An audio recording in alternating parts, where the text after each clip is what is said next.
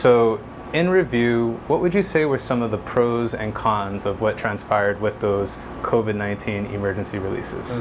I'm thrilled that you watched. A big part of the reason why I just felt so compelled and motivated to speak out and represent my constituents on this issue is because of the people who've talked to me, whether they're folks who have been victims of domestic violence, people who are just scared of the date of a potential inmate coming back into their home.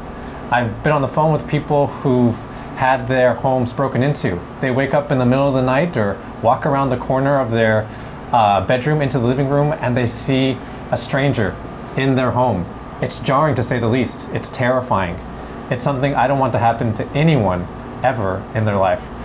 Because of those issues, I followed the inmate release program. We were quite clear with the Special Master Foley, who was appointed to oversee and direct this program.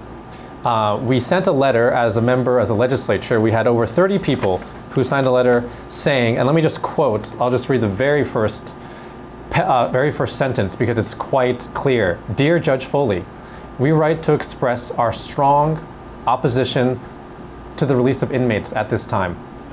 He did not follow our strong opposition to this program. Instead, he let it continue.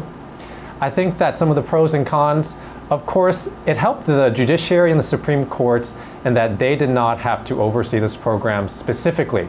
They got to have someone else take the hard choices, perhaps take the fall, but they got to be shielded from this decision. I think that some of the cons, where do we start? People have been harmed as a result of this. It's been based off a premise that was proven false. And I think that we'll be dealing with the consequences of these decisions made by Special Master Foley, made by the public defender for months, perhaps years to come. Yeah, no, that's too bad that it happened that way. I did kind of call BS a little bit, and I thought it was like a political maneuver for the Supreme Court to anoint a special master.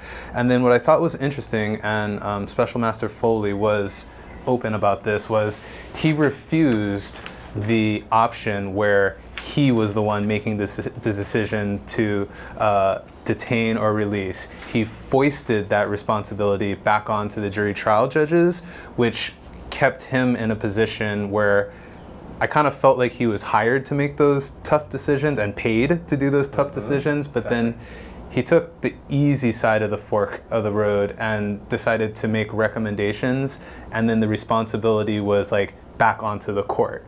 So I was a little disappointed that that's how that transpired.